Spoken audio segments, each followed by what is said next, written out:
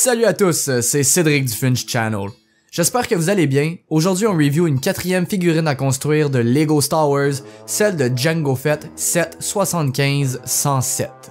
Avant de commencer, je voulais vous montrer, au cas où vous ne les auriez pas déjà vues, les 6 prochaines figurines qui seront dans la vague 2.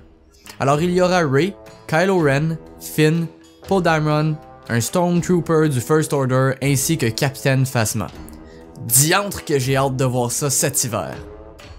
De retour à Jango, on voit sur le devant de la boîte comme sur les autres une image du jouet, les logos de Lego et Star Wars, puis la fiche descriptive. Le set contient 85 pièces. Sur le côté, une image qui montre qu'un système de ball joint est utilisé pour l'assemblage et les articulations.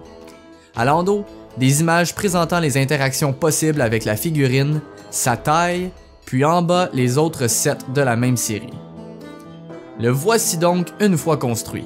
Il est plutôt cool, mais j'aurais aimé également avoir un Boba Fett du même genre pour mettre père et fils un à côté de l'autre. La boîte contenait 2 sacs, une pièce squelettique ainsi que le manuel d'instruction. Alors si on regarde le torse, son armure tire sa force du jeu entre l'argenté et le gris. Les détails sont simples, mais bon, en même temps l'armure du personnage est à la base aussi simple dans la guerre des clones. On peut voir le même effet d'usure que sur le commandant Cody grâce aux rayures retrouvées un peu partout. À la taille, la ceinture est exactement telle qu'aperçue dans le film. Sur les épaules, les grosses épaulettes grises. On voit sur l'avant-bras gauche son missile doré. Il n'est pas possible de le projeter, mais il ajoute du positif au look.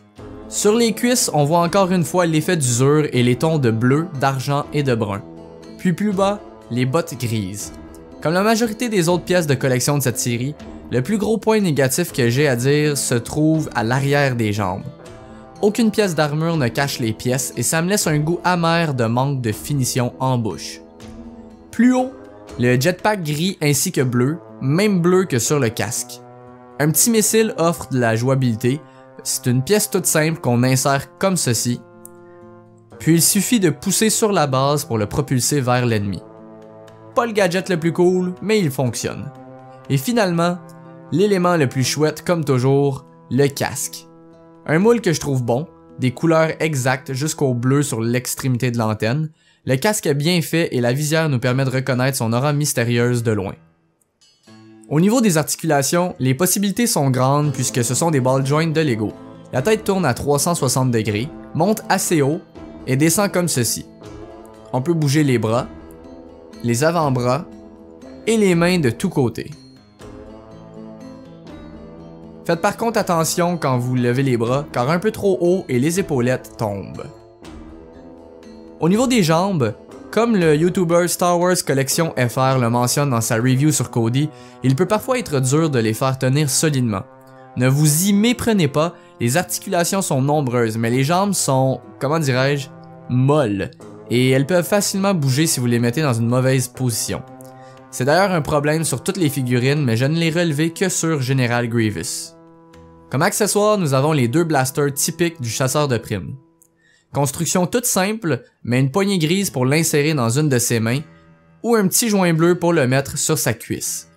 Pour la main, il suffit d'insérer la croix dans le trou prévu à cet effet dans la pièce noire. Et pour la cuisse, il faut répéter l'opération, mais dans le trou prévu à cet effet sur la pièce brune. On peut donc le poser tenant les 2 armes, seulement une ou encore les mains libres.